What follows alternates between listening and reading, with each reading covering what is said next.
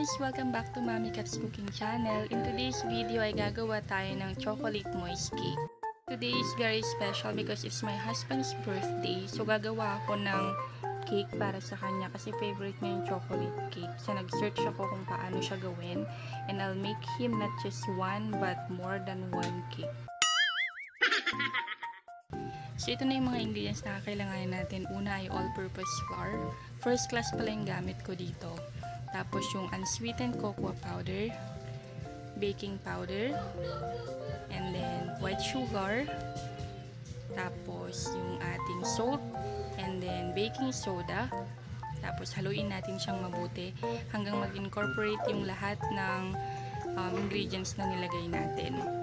Tapos after natin mahalo itong mga dry ingredients, isunod naman natin yung wet ingredients. Unahin nating ilagay yung eggs. So dito sa eggs, pag malalaki yung gamit nyo, pwedeng dalawa lang. Pero since maliliit yung eggs ko, tatlo yung lalagay ko. And then next is yung ating milk. Gamit ko dito ay evaporated milk. Pero kung meron kayong fresh milk, pwede rin yun. Kung wala, pwede rin tubig. And then oil. Tapos yung 1 sachet ng instant coffee ay tunawin nyo siya sa hot water, tapos sa kanya siya ihalo. And then after that, ihaluin natin to ng mabuti hanggang mag-incorporate yung ating wet ingredients at saka yung dry ingredients. So kailangan mahalo natin to siyang mabuti hanggang wala na yung buo-buo nito para mas moist at mas magiging malambot yung ating chocolate moist cake.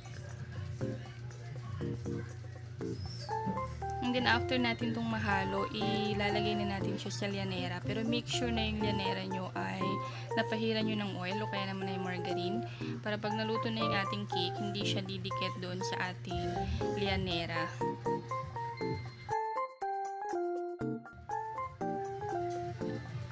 And then after nyo mailagay sa lyanera, itaktak nyo siya konti para yung bubbles sa loob ay mawala. Tapos saka natin siya ilipat sa ating steamer. Make sure na yung steamer o yung tubig ay kumukulo na siya bago nyo siya ilagay.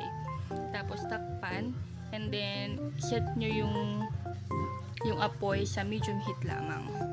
Tapos steam natin siya for 20 to 30 minutes. Pero dito sa ginawa ko is 20 minutes pa lang. Tapos chinek ko na siya. Then okay naman na siya. So pag wala nang sumama dun sa toothpick, okay na po yun. So, ngayon, palamigin muna natin siya konti bago natin tanggalin dito sa ating lyanera.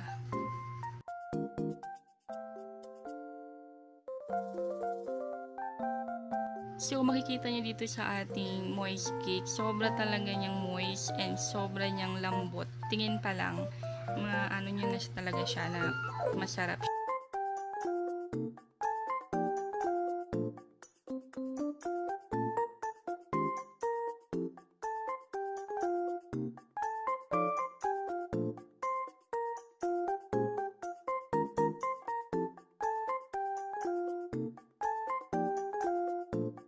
So, ngayon na malamig na, tatanggalin na natin siya.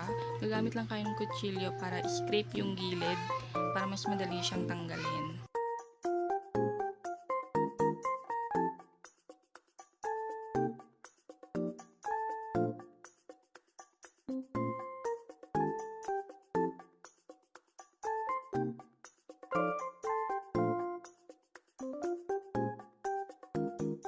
So, ngayon naman ay hahatiin natin to sa gitna kasi lalagyan natin to ng chocolate ganache. Para sa recipe ng chocolate ganache, meron na po akong na-upload. So, ilalagay ko na lang po sa description box below yung link para mapuntahan nyo po at mapanood kung paano ito gawin.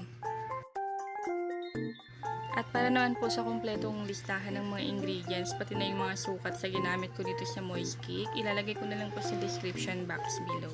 Check na lang po.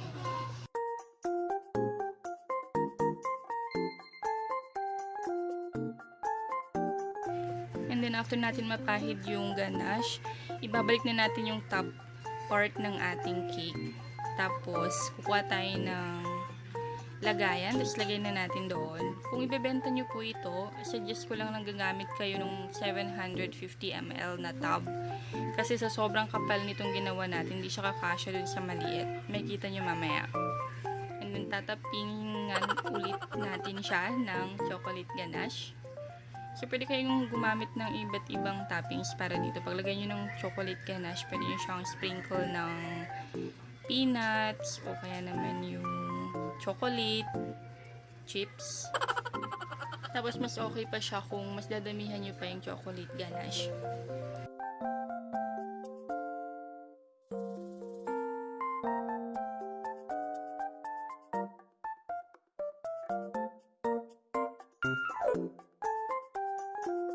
Ayan, so ito na po yung ating chocolate moist cake. Yung toppings na nilagay ko po pala dito ay yung cocoa powder pa din. At para sa aking asawa, ayan, magsawa ka dito sa tatlong cake na ginawa ko. Happy birthday again and I love you very much. At para naman po sa inyo, kung nagustuhan niyo itong video na to, please don't forget to like and share para mapanood din po ng iba. And of course, if you're not yet subscribed to my channel, please click the subscribe button and also the notification bell para updated kayo sa mga susunod ko pang mga videos. Thank you guys! Ngayon naman syempre, hindi pwedeng hindi natin to tikman. So titikman natin, tingnan natin kung gaano siya kalambot at kung gaano siya kasarap. In fairness, nung matikman ko tong cake na to, sobrang sabi ko, parang ito lang din yung binibili sa labas. Sa totoo lang. So, kailangan talaga i-try nyo siya.